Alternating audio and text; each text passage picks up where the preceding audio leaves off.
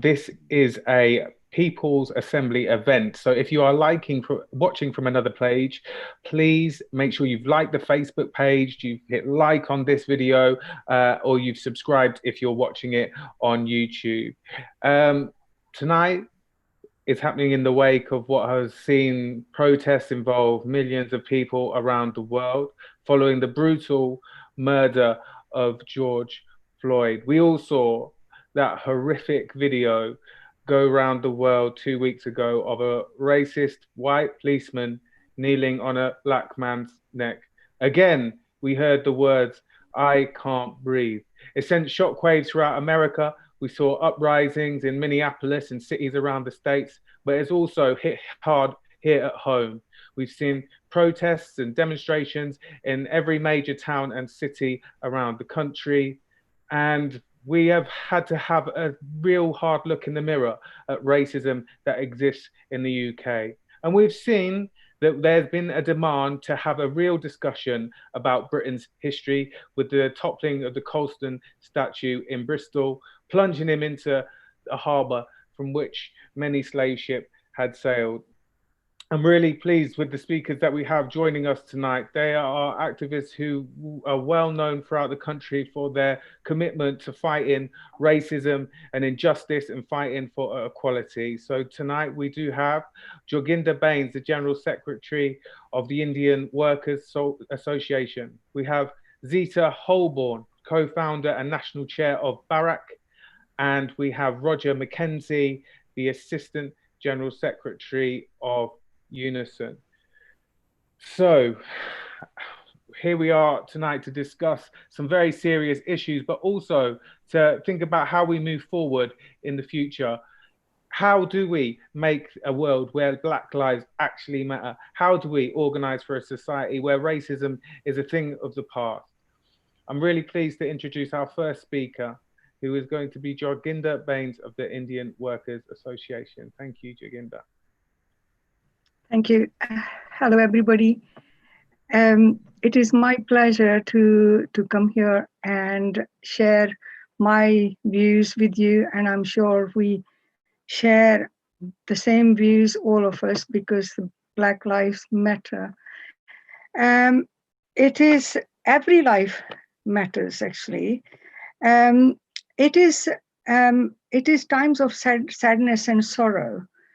Sadness because administration only hears when something like this happens, when an event happens, when a Black life is lost, and they listen. Then everything is forgotten, everything goes quiet, and that is the sad thing. That is the pattern we have been seeing since the arrival of mass migration, immigration from the Commonwealth countries in the 50s. Notting Hill, we have seen Gurdeep Chaggar was murdered in 1975, Brixton riots in 1981, riots in 85, then very sad loss of life of Stephen Lawrence in 1992. The reports are written, recommendations are made, then they are put away, locked away. The keys are thrown away. Nobody looks at those reports again. We have seen that the Scarman report, Macpherson's report, have not seen the lights. The recommendation of those reports have not seen the light of the day. Now, currently, while we are speaking, 7 inquiries have been done on racism in the last 3 years. None of them have been taken any account of by the government that is in power now. We must remember that the racism does not begin with the loss of Black life, neither does it end there. It doesn't end with the uprising. It doesn't end with loss of life. It doesn't end off with the Britain First or National Front or whatever. It is It is deeply rooted. That is what we have to recognize, and everybody has to recognize that it is deeply rooted and embedded in the fabric of British society. Its legacy is rooted in the white supremacy of 400 years of slavery, British Empire, imperialism, colonialism, neo-colonialism, and lastly, the legacy of Enoch Powell's famous speech of Bloods of River. And the Britain is still standing there, it hasn't moved from there, and there it has to move. That is why we are here to discuss how we are going to make it move. Um,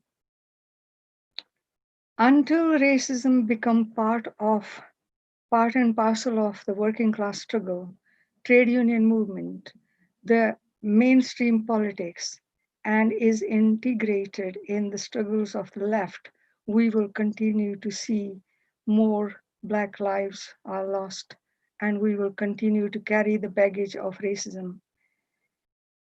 Comrades, it is united struggle. It is not struggle blacks or whites. It is collective struggle of black and white. And I remember in the 70s and 80s, we used to chant this slogan in the demos against the National Front, black and white, unite and fight. And that is the slogan we must remember and we must focus on.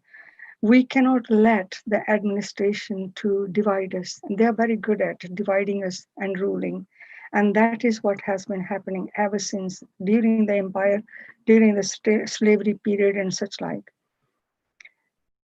Racism is embedded in all political and social institutions, in education, employment, health service, home office fees, most of all the structure of immigration laws. One such law is going through the parliament at the moment while we are speaking. That all divides us, divide our families, divide the communities, denied immigrants their human rights, right to live, right to protect protection from violence. Immigrants are denied to live, to have a life. It is not George Floyd who was suffocated under the weight of a police officer's knee. Every one of us, comrades, are suffocated, are struggling to breathe. As long as racism remains, that is what we will continue to struggle. 70% of the Black people experience racism at work. 25% of our university students experience racism during the term of their course. Black people are denied jobs they deserve because their white counters are favored. Even when they are better candidates for the job. Black people are recruited in the lower status jobs for their experience and for their qualification. They are denied promotion. They are denied equal pay. The list goes on. It is it is also exciting times. Exciting, not I'm saying in a good spirit of mind, but it is exciting because it has brought all the communities together. It is heartwarming to see the unity of all communities, people from all walks of life, crossing boundaries of race, gender, and politics, come out on in the streets to show solidarity. They are saying enough is enough, enough of the negotiation. If the direct actions speak louder than the words, so be it. I was delighted, comrades, to see the statue of Colston coming down, and I'm sure most of us were. Um, Campaigners have been campaigning for it to be brought down for the last 4 years, but who were they listened to? No. The Jallianwala Bagh Centenary Committee have been campaigning for the last 4 years. to get justice for all the lives that was lost in India on 13th of April 1919. Does the administration listen? No. Despite the calls from cross-party MPs and the peers, our Prime Minister has refused to listen, refused to apologize for that atrocity, that eventful day. We the Centenary Committee has also been campaigning for teaching of colonial history in our school as integral part of curriculum, national curriculum. Again, does the government listen? No. Um, um, they continue to refuse to put it on agenda. Only yesterday, Claudia Webb has raised the issue again in the House of Parliament, but she has, the Education Secretary has stopped short from honoring it.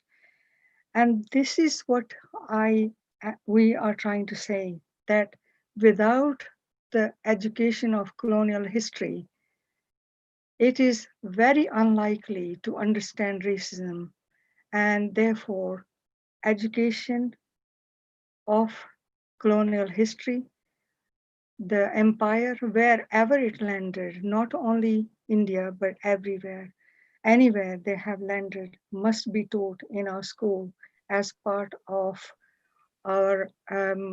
part of the national curriculum, so that our children can learn about the proud history of colonial struggles, so that they will feel proud, and so they will feel positive.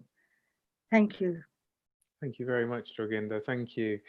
Um, I completely agree. I'm a teacher, and the history our children are taught is completely distorted. It's not the reality of Britain's absolutely violent and brutal past, and that's something that everybody needs to know. Joginder, I really it really gives me hope when I hear of black and white uniting in struggle.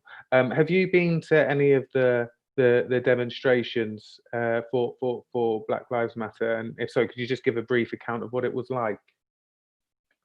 Yes, it was. I attended the one in Derby, and more than 3,000 people took part from all walks of life, and it was more exciting to see that how many youth there were, and every youth.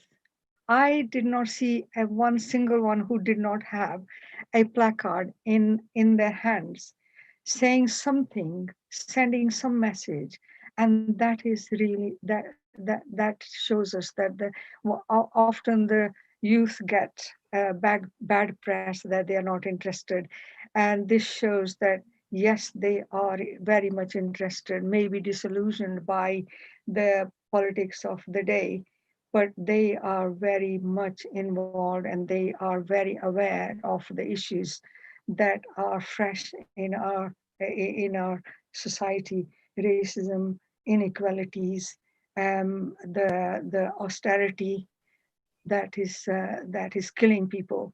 We know more than 100,000 people have lost life because of austerity. They know all that, and that is what they came in this demo to express, that to make sure that their voice is heard. Thank you, and absolutely, and we know that through the austerity agenda that's been led by this government, black communities have been really hit hardest by it. If you've just tuned in, this is the People's Assembly making sense of the crisis evening, and it is a People's Assembly event, and we are focusing on Black Lives Matter.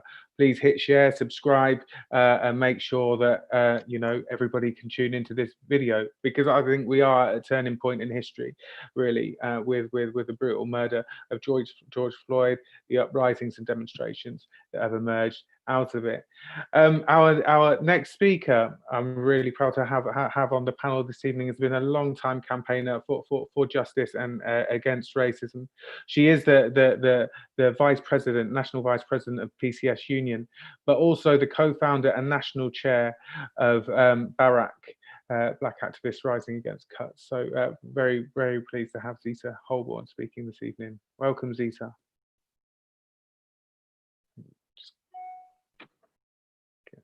Forgot that I was muted.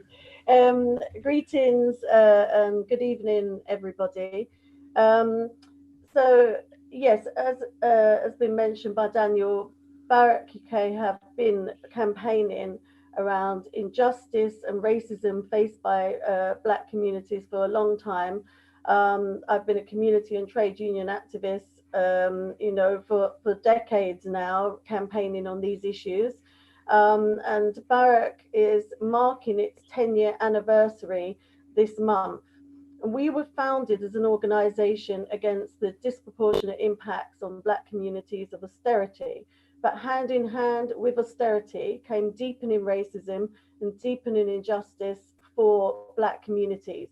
And throughout the time that we've existed, and before that in the trade union movement, and through that in the trade union movement, I've supported numerous family justice campaigns, families who've lost loved ones at the hands of the state or through racist murders. Well, both are racist murders, but racist murders on the street as well. And we've seen these families have to fight, not just for years, but for decades, have to give up their lives, have to set their grieving aside to try and find answers and to try and get justice through a judicial system that is institutionally racist. So the death of George Floyd was obviously horrific. It was played out on our screens. But what I also want to mention is that was very, very triggering for lots of people. So there are a lot of Black people that didn't watch that. I didn't watch it straight away. It took me some time to watch it. And then I literally sat down and wept for the rest of that day, even though I knew what was coming, because I'd waited some days before I felt able to watch it. But it was very triggering and really traumatizing, because so many Black people or members of our families have gone through state brutality, have experienced it and had to counter it. As a Black mother, or any Black parent, we have to prepare our children when they start to get some independence and go out by themselves, not about the dangers of being victims of crime, although of course that's an issue you would tell any child about, but the dangers of the police and how to handle themselves if the police stop them and how to stay alive. No parent should have to do that. No parent should have to go through that. And it's not a conversation that our children should have to experience. It's not something they should have to even be thinking about when they're 11 years old or so and they just want to walk to school or go to the park with a friend. But it's something we have to prepare our children for. It's a necessity in order for them to stay alive. So, of course, we've seen many deaths at the hands of the state, and all of those deaths at the hands of the state will make us hurt. They will cause us pain. They will make us angry. And this has triggered a huge movement globally, first in the USA, in the UK, and other countries responding to it. And it does feel like there's a turning point. And at first, in the first few days of protests, I thought, okay, we've been here before, we've seen people protesting, quite right that people are protesting and are expressing their pain and their anger. But what's been interesting to me is that, for example, for Barak UK, we haven't called any demos, and we've made a conscious decision not to call protests. And actually, we're usually amongst the first people to go and do solidarity demos outside the USA Embassy. And the reason we haven't is because of the fact that we're in the middle of the coronavirus crisis and pandemic, and that is killing Black people disproportionately. So that's the reason we've made that decision. but we fully stand in 100% solidarity, shoulder to shoulder with all those people that are out there. And most of the demonstrations that are happening haven't been organized by, existing structures that are there, black structures in the UK. They're ordinary people, most of the time young people, young black people that have got together and have come out and mobilized, and actually loads and loads of people have joined them. And the whole debate around the statue being thrown in the river and dismantled, well, people have been campaigning for years to decolonize our towns, our street names, our universities, our curriculums. This is a long-standing debate and campaign, which nobody wanted to react or respond to. And what's been interesting is, on one hand, you've had some people saying, "Oh, it's disgraceful. You can't erase history. You can't take down a statue." Well, taking down a statue doesn't erase history. We're actually burying the scars of our ancestors every day when we step out on the street, because we have to counter systemic racism and everyday racism in our workplaces, in our educational institutions, as service users on the streets. So the history doesn't go away from the taking down of a statue, but it's absolutely insulting to have these things in our city centres as a constant reminder of the pain and torture our ancestors have gone through and that we're still living with the legacy of. So it's right they should go. And what's interesting is we've seen, haven't we, statue upon statue being taken down now, not by protesters, but by authorities. It does make me worried that we're actually going to see some horrific museum of racist statues suddenly appear in the future, because where are all this collection of statues going?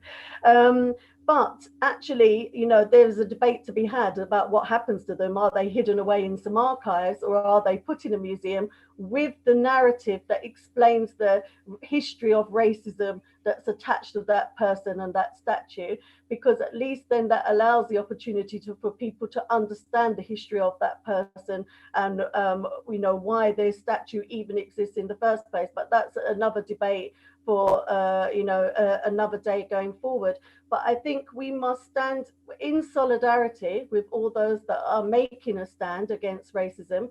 But it can't just be empty statements by all of these institutions we're seeing. Every business under the sun. We've had the Tetley Tea, whatever it is, PG Tips, Yorkshire Tea, Solidarity, which amused me greatly. And it was great to see on Twitter. But they need to put down what are they going to do and put their words into action. Yes, put out your statement of solidarity, jump on the bandwagon, that's all very well. But are you going to address systemic racism in your own organization? Are you going to address underrepresentation? Are you going to have Black people on your boards? Are you going to make sure that you race equality proof every aspect of what you do as an institution and as an organization? We need to look at economic justice, addressing poverty, addressing discrimination in our workplaces, in appraisal, in promotion, in progression, in recruitment, in the labour market, in our political systems and representation at every level of our political parties. So the protest can't stop on the streets. That has to be the starting point. And we need to ensure that we tackle systemic racism. We've been doing this for too long now. This has to be a turning point, but it means that people who are not Black need to check their privilege, and they need to step aside and listen to the voices and make space for the voices of Black people and hear what they have to say about what the solutions are. It cannot be that white people are controlling the narrative of what happens. Even with the plinth now, they're saying, there's historians, white historians talking about who should go on that plinth and, which Black person should go on there. Consult Black communities in Bristol, whose ancestors were brought on slave ships to UK, who were tortured, who were murdered, who were raped. Consult those people. What do they want? Listen to their voices. It's not enough to say that you're anti-racist. You need to be for race equality, and you need to put your words into action if you're really serious about solidarity. Thank you. Thank you very much, Zita. Thank you so much.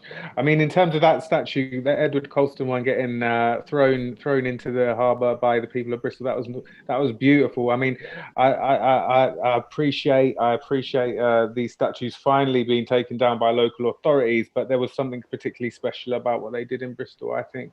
I really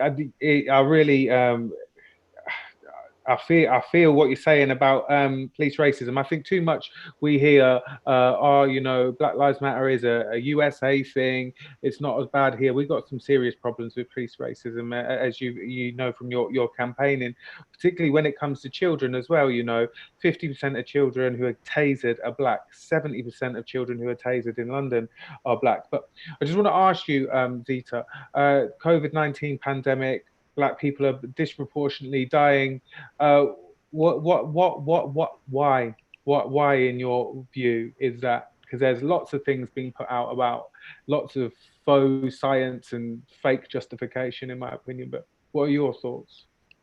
The reason Black people are dying disproportionately from COVID, and Black people are over 4 times more likely to die than white people, is because of systemic racism. Because of where we are economically, socioeconomical issues, the places we work, how our employers treat us, the areas we live in, deprivation that we face, and all of those things have come about because of racism. So actually the two things are totally and utterly interlinked. But we have to ensure, and this is something we're doing in my union, I know you are in your union and Roger's union, all of us, that our employers are putting the proper measures in place to absolutely 100% keep all workers safe from the virus, but particularly to look at those who are most vulnerable and are in the high risk group, which includes Black people, which will include some disabled people, which will include pregnant women, and actually take serious measures to protect people from dying. And it can't just be our workers who are members of our unions, but the workers that they come into contact. So the public transport workers, the facilities workers who are cleaning our offices, and the security guards, who are all people that are dying disproportionately, the families we live with and care for who may be vulnerable. And I wanted to mention one thing that I didn't mention in my contribution, please, if I may, Daniel. Every year, the United Family and Friends campaign, which is all the families who've lost loved ones at the hands of the state, they have an annual march from Trafalgar Square to Downing Street, and they hand in a petition. And it's on the 31st of October, if coronavirus allows us to have a physical demonstration this year. But it happens every year. And actually, if people are serious about standing up for Black lives and they believe Black Lives Matter, I call on everybody that's here listening today and watching this, please come along to that march. Bring your trade union, your trades council, your organizational banners, and come and show your solidarity with those families, because they're having to put their life on hold and fight for years and decades, as I mentioned, and they need our support to stand with them. Thank you. Thank you, Zita. Thank you very much. I've got a couple of announcements to make. Firstly, there is a national activist school that will be happening on June the 20th, hosted by the People's Assembly. If you're not registered for that, please do. You are tuned into the People's Assembly, so please like and share and subscribe, and make sure all your colleagues and comrades are watching this. It is making sense of the crisis. Black Lives Matter. I have some comments from people who've been listening in. Bill Greenshield said it's not just the past that Britain has but Britain has a brutal imperialist presence. By economic and political and military power, it is alive today. Then I've got one from Jude Ballantyne. Jude Ballin, sorry. Time for Britain to examine its colonial past and recognise that the British built their reputation on slavery and degradation. Absolutely. Kerry Yates, my school children have learnt more being out of school on this subject than the cushion version school gives. Yeah, I can certainly appreciate that.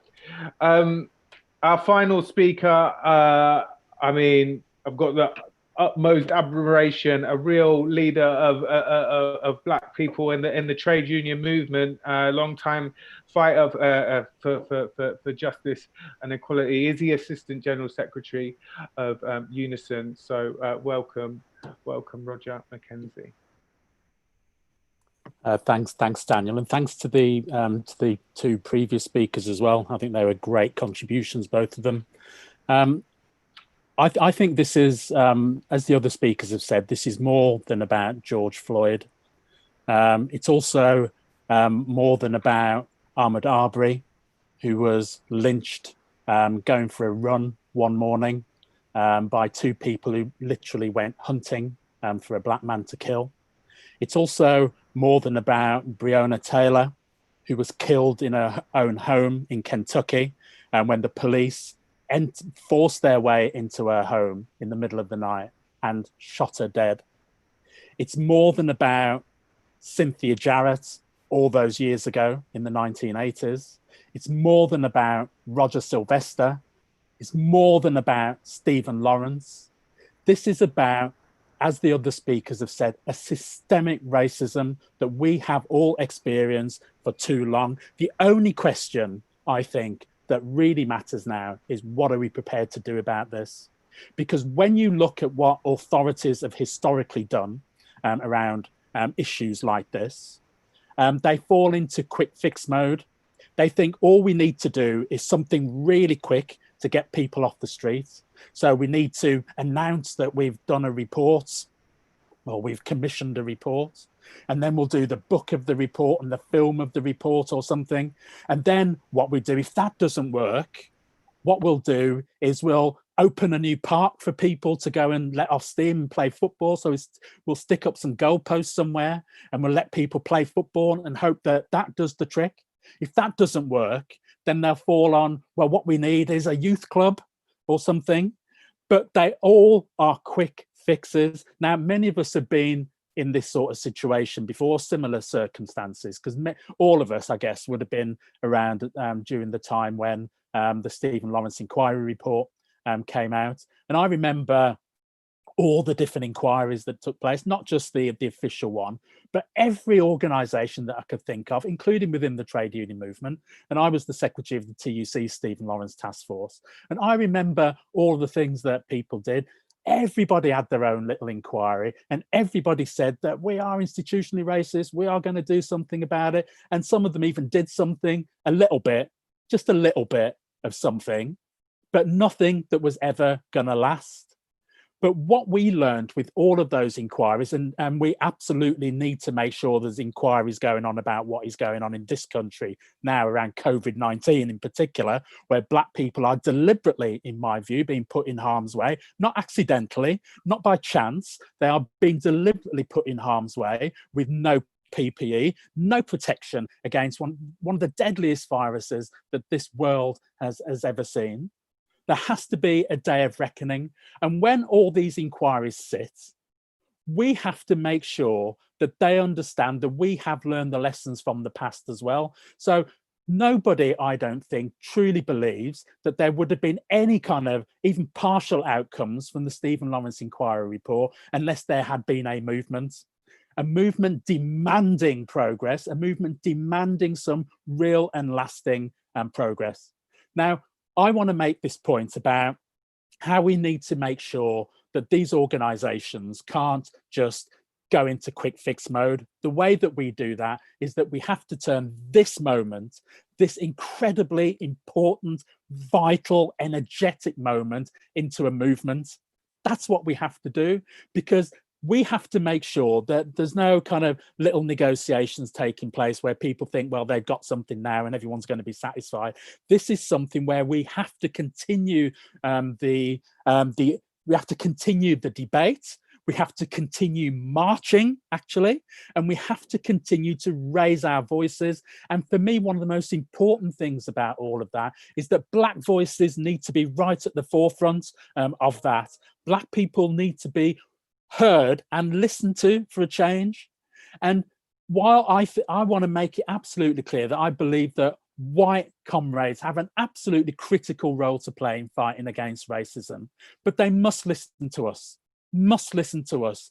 They can walk beside us, but not in front of us, and not speak for us, and not filter our voice, because there's too many people who are already in this moment trying to do that. There has to be a movement of black and white people, but we are the ones that feel it, because we are experiencing every day. We know the sly glances, we know the little comments that take place, we know what happens in workplaces up and down this country, in frankly every sector that I can think of. We know what is happening. People need to listen to us, not just when there's a national emergency, or not just when people take to the streets. They need to listen to us anyway. So the key for me is, I think that the great writer June Jordan said years and years ago that, you know, we can be angry, but we must turn the places where we organize into places of rage, organized rage, where people understand the political nature of what we're doing, that it is not an anger that is born in a second and dies the next second, but it's a movement that understands the political nature of the situation, that has been brilliantly explained by both Jaginda and Zita. That is the critical thing at this time. We don't allow this movement to remain in a moment. What we must do is lift our heads, do what people have done throughout the ages as black people.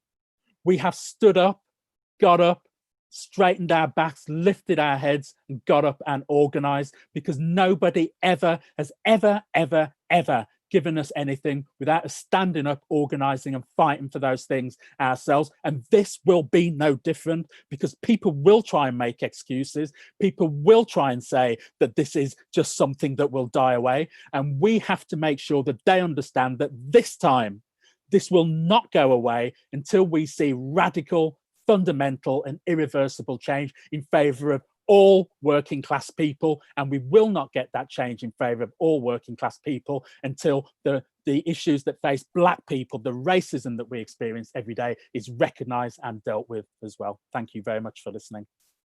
Thank you, Roger. Passionate as always. I mean, I think you're absolutely right. You know, the black people have got to be central and leading that fight against racism. And I think, you know, absolutely, white people have got to stand there with us, because the way I view it is, you know, racism is a means for the very rich and the very powerful to divide our class, isn't it? That is the aim, that is the motive. And we've got to keep pressing that link really between the capitalist system, in my view, and racism.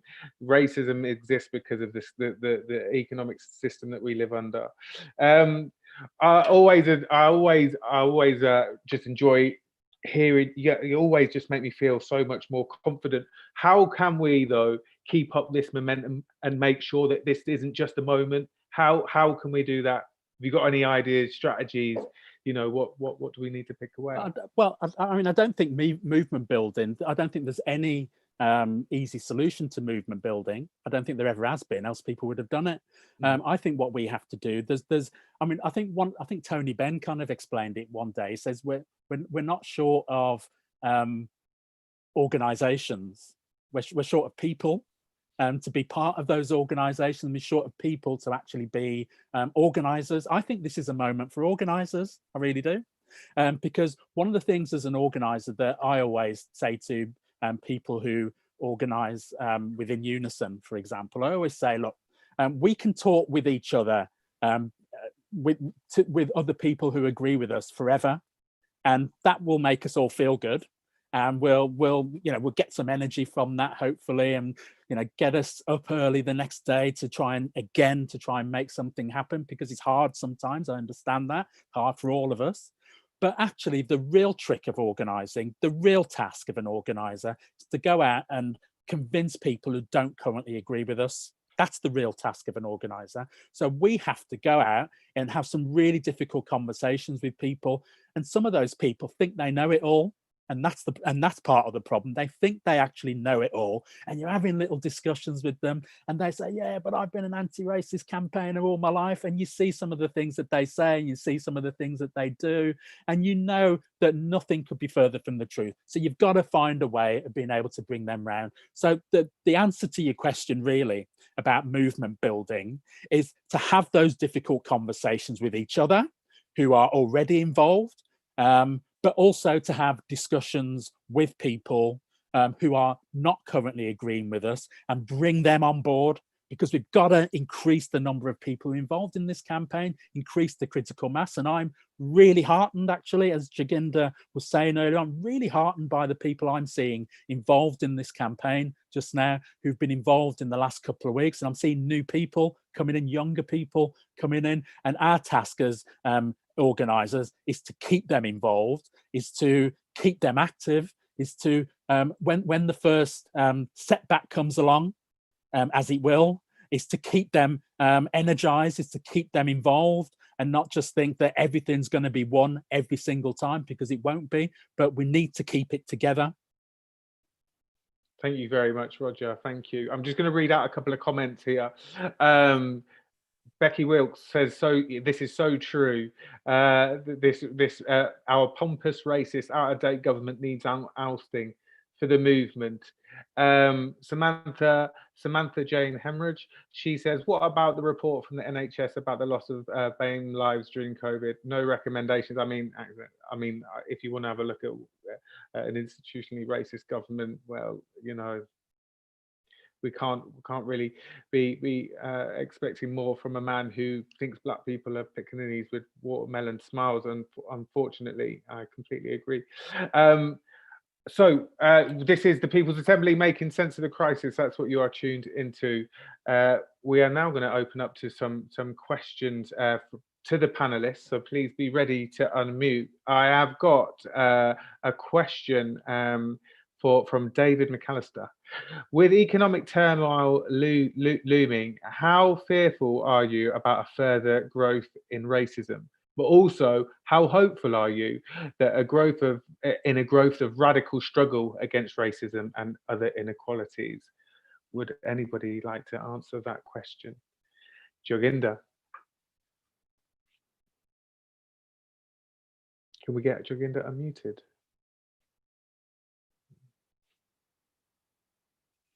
We need to unmute you.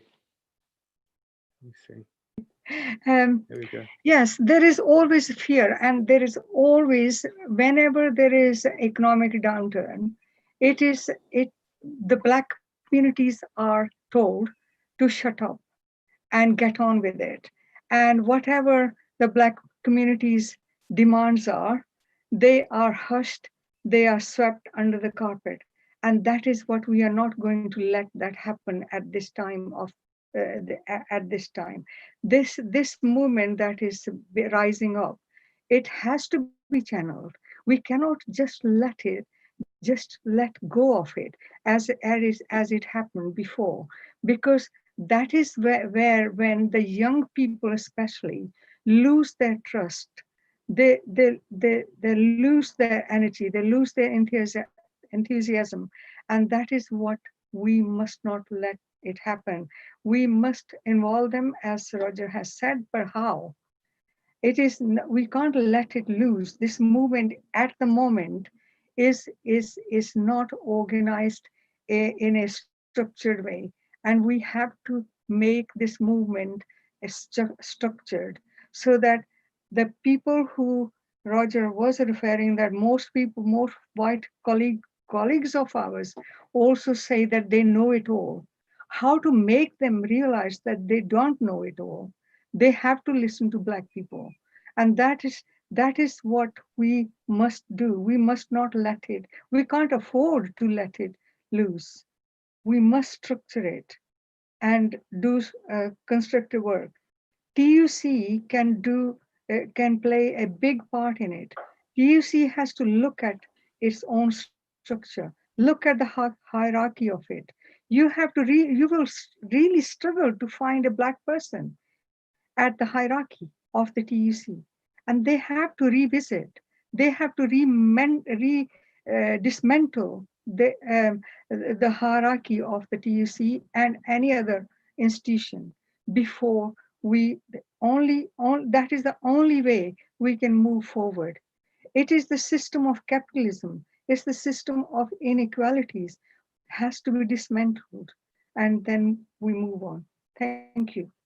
Thank you, Joginda. Absolutely, we have to dismantle systems of inequality. There's no doubt about that. I have another question for the panel. With such great points being made, does the panel think there is any power in writing to our MPs? Would anybody? And I assume that's on the topic of racism. I assume. Zita, would you like to take that question? Okay. Is there power in writing to MPs? Yeah. That's an interesting one. Well, firstly, it would depend on who your MP is, isn't it? Some of the MPs might not even answer you, and it depends where they are politically, and how good a constituency MP is. But if you're talking about as part of a campaign, now as a long-time campaigner, I tend to use a whole load of things. You march on the streets, you protest, you lobby, you use Parliament.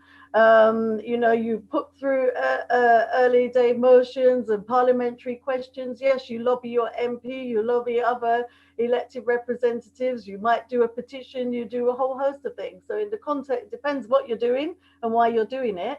But should we actually hold our MPs to task and get them to do the job they're elected to and engage with constituents and actually raise our concerns? Yes, we should be doing that. Whether it's going to be of any benefit or have the desired outcome that we would want, and I think it has to be part of a broader campaign.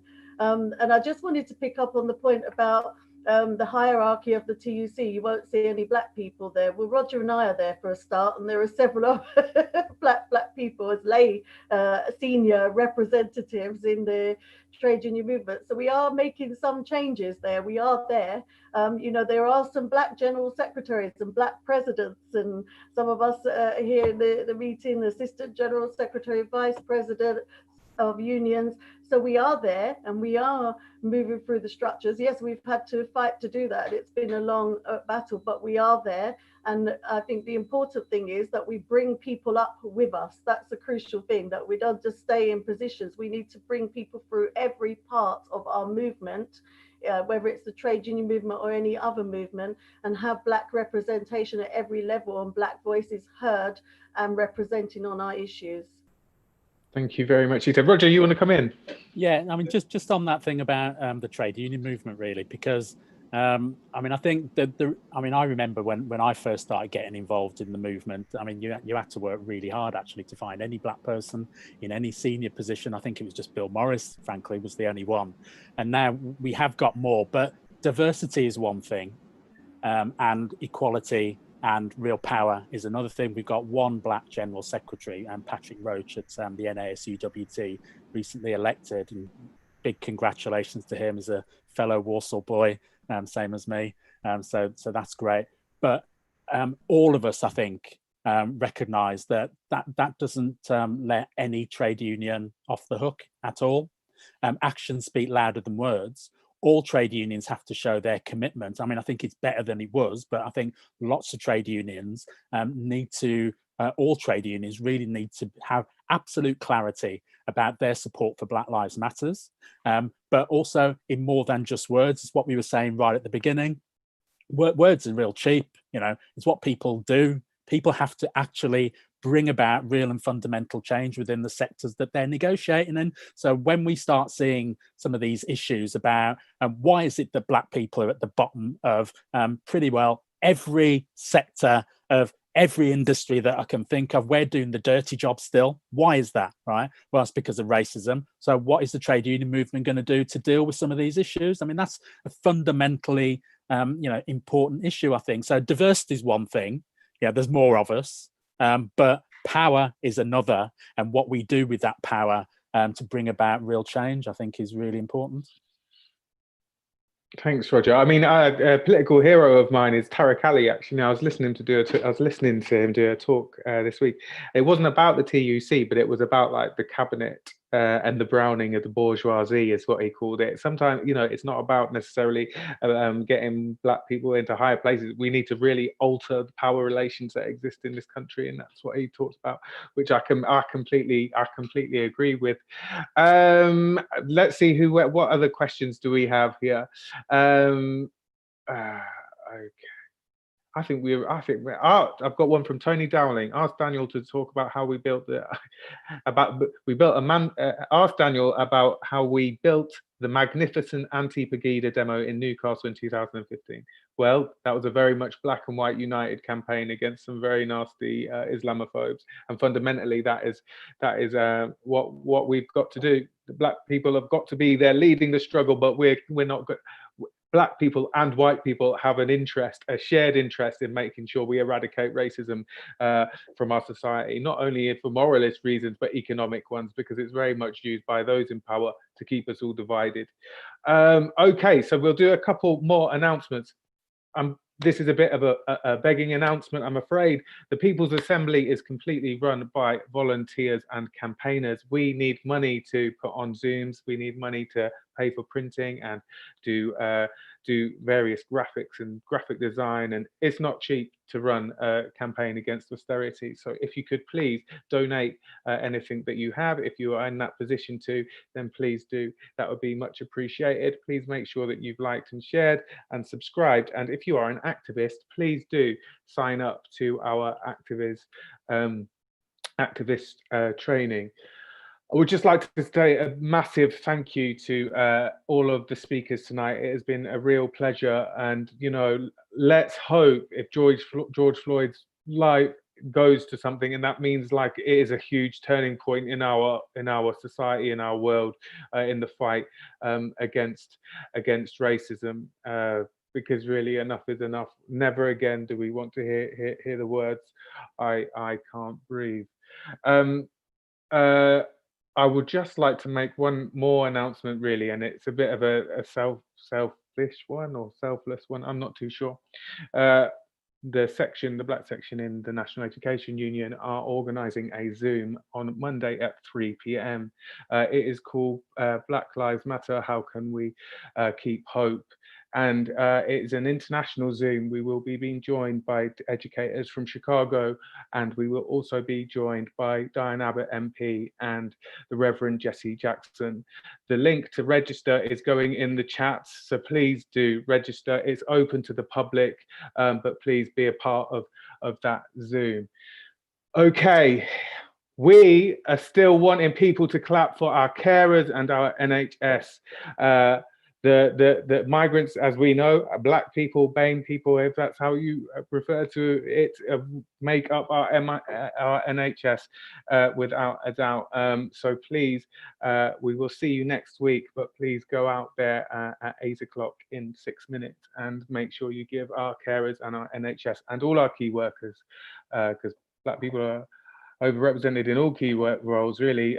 Make sure you give a very big clap. But you know, until next time, thank you very much, and let's stay black, white, united, and let's eradicate racism from this society, because Black Lives Matter. Thank you. Thanks.